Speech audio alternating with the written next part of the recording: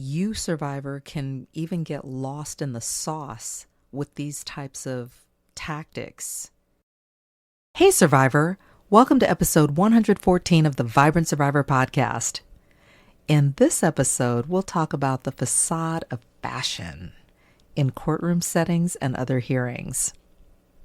You may need to go through proceedings with narcissistic or toxic individuals who know how to manipulate the system.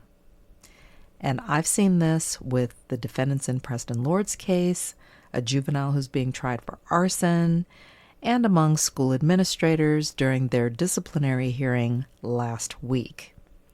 So, let's talk about how they're using appearance, clothing, colors, eyewear, and other things to manage perception and gain sympathy. But first, let's self-regulate with a 4-4-8 breathing exercise, if you'd like. And I invite you to get comfortable in your seat, wherever you are. Stretch your neck a little bit.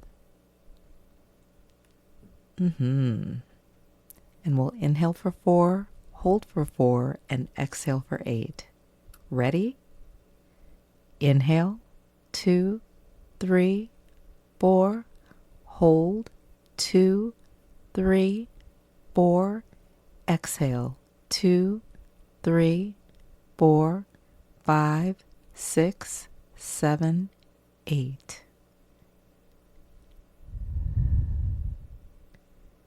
What's your body telling you? Grab your notebook and pen, and let's dig in.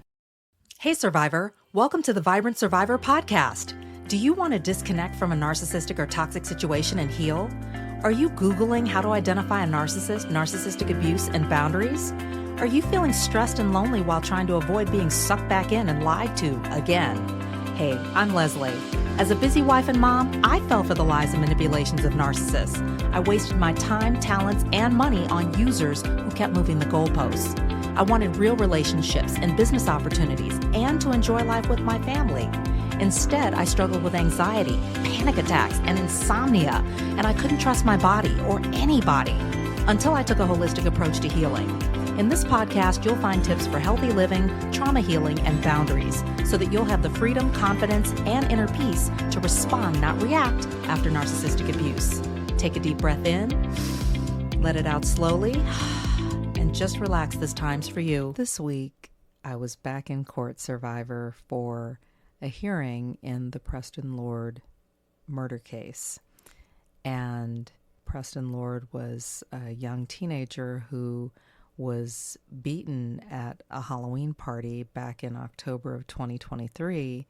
And sadly, he passed away 2 days later from his injuries.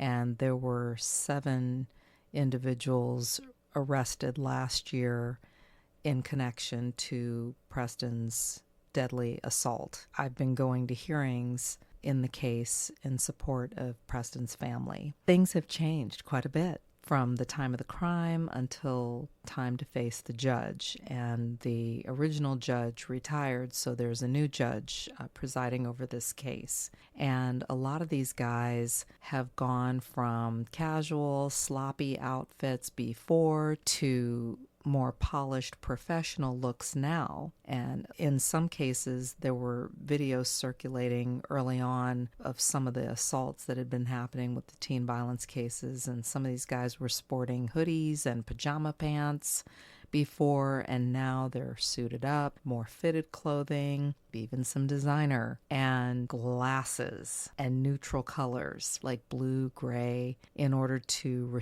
appear respectable and non-threatening. I will tell you, a couple of the guys are still in orange jumpsuits because they are being held in prison, and I've seen at least one wear glasses with the jumpsuit, and haircuts across the board. We're talking guys that had long curly hair at one point are now sporting super short cuts with everything lined up just so, as much as can be under the circumstances. Even one guy who has dreadlocks, He had them pulled back in a nice ponytail and then had everything, his edges lined perfectly just for the hearing, and had glasses on with a suit in a neutral color. You see how this works? The same thing applies in the juvenile arson trial that I've been attending as well, where a guy is showing up every hearing in his suit, all buttoned up, tie on, and everything, haircut. Even in the school board hearing that I attended last week, the administrators were all,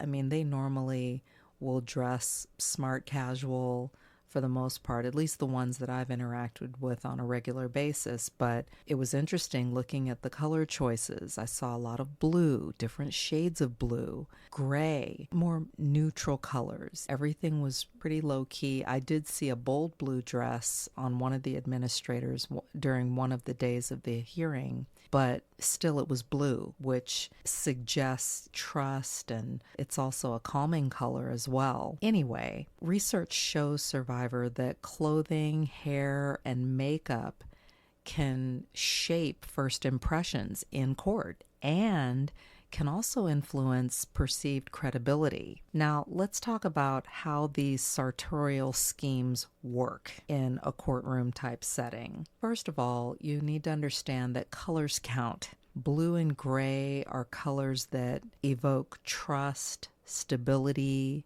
authority. Gray is considered more low key, kind of more of a quiet message. Black is considered more of a power color and suggests control or even sophistication. So you can see where something like that could work in a situation where, 1 minute you're dressing kind of sloppy and then you put on a black suit, for example, with like a lighter colored shirt, suddenly there's an element of polish there. Lighter colors even evoke softness, innocence, and I would go further in terms of patterns. Like, say, for example, a floral. In the Preston Lord hearing, one of the defendant's moms had a very small ditzy floral dress on. And even something like that, a pattern like that, can amplify the idea of femininity, being demure, more soft or soft-spoken, without saying anything, especially in a cut that is soft as well, loose, soft, nothing tight or extreme. And that was another thing that I noticed in doing some research, is just the idea of avoiding extremes. Nothing too tight, nothing too loose, nothing too bold, nothing too, no extremes. And that's considered to be a good thing. Another thing to consider is that eyewear elevates. As I mentioned before, glasses suggest intelligence, even credibility, especially inside in a courtroom setting. Now, outside, dark glasses, say like sunglasses, can help to conceal emotions. Or, say in the case of someone who's highly narcissistic or toxic, maybe even hide their lack of visible emotion or remorse or sorrow. Another thing to take into consideration is that designer distracts. Even in some high-profile celebrity cases, I'm thinking about Anna Sorokin, how she kind of distracted with designer attire.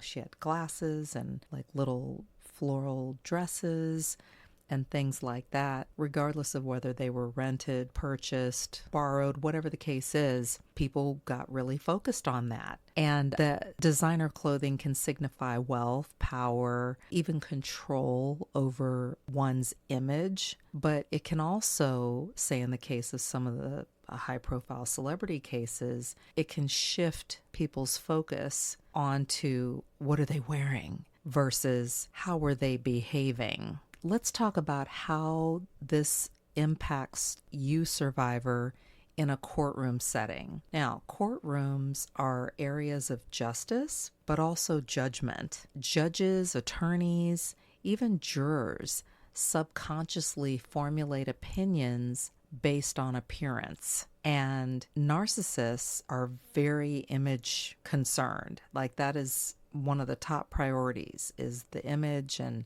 managing people's perceptions. And so they will use optics to downplay their abusive behavior, say wearing an approachable color or wearing something sharp and put together, and even try to undermine, by doing this, your credibility. It can be crazy making. It can be frustrating. It can feel just unfair, unjust, annoying. You, survivor, can even get lost in the sauce with these types of tactics in a courtroom setting or other hearing.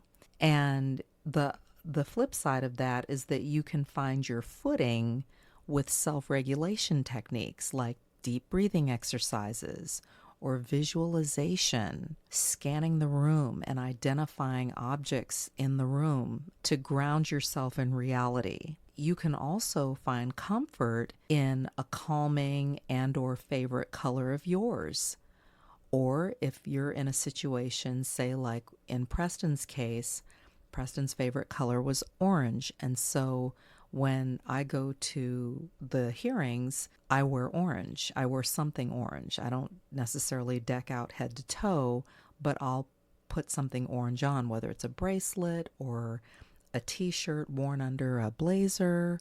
And you, survivor, may find some comfort in doing something similar to that. If there's a particular color that you find calming or grounding, or if you're going to testify on behalf of someone else, if that person has a favorite color, or if someone that you know has been the victim of a crime and you know that there's a color that they love that you want to wear to honor them or show some solidarity, you can do that too. And that can be something that grounds and comforts you and helps keep you focused on the task at hand. You, survivor, also will do well to focus on facts over feelings and presenting those facts, staying calm and composed, and not allowing yourself to be emotionally baited, especially by tactics that have been used forever to try to take the focus away from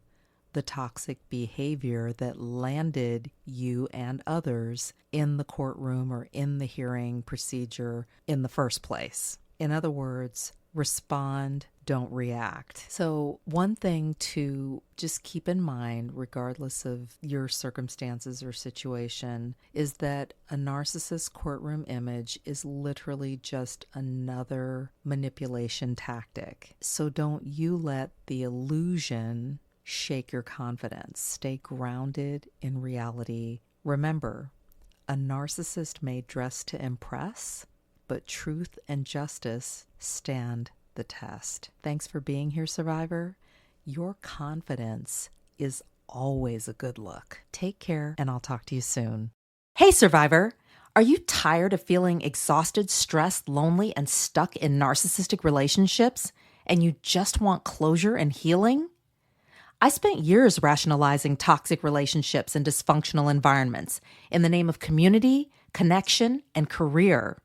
As a result, I wasted my time, talents, and money on users who kept moving the goalposts. One of the worst was an alleged murderer who discarded me after I caught him lying, stopped helping him for free, and held my boundaries. Even though I dodged a bullet, I felt depressed, ashamed, and I doubted myself. I want you to know that you don't have to suffer in silence, feel alone, or crazy anymore. Come and experience the power of creating your own closure without the permission or participation of the narcissist. I've been no contact for over 4 years now, and I've grown personally and professionally. I have more clarity, stronger boundaries. I'm building a life and business that I've always wanted and enjoying real relationships. I know you want to break patterns of getting into toxic relationships, even if you don't mean to. And it feels so good to disconnect from dysfunction, set and hold boundaries, provide closure for myself, and focus on self-care, and to empower my kids to do the same. Go to closurecoachingsession.com right now and get ready to heal after narcissistic abuse. If this podcast has helped you understand who and what you're dealing with, sharpen your discernment, and move forward on your healing journey, share it with another survivor. Help me help others by leaving a review for the show. and let's connect on social. Take a screenshot, share it in your IG stories, find and tag me at The Vibrant Survivor, and I'll share your post too. I look forward to connecting with you on IG and seeing you back here. You're not alone and you're not crazy. Know who you're dealing with, know who you are. Take care, and I'll meet you back here next week. Bye-bye.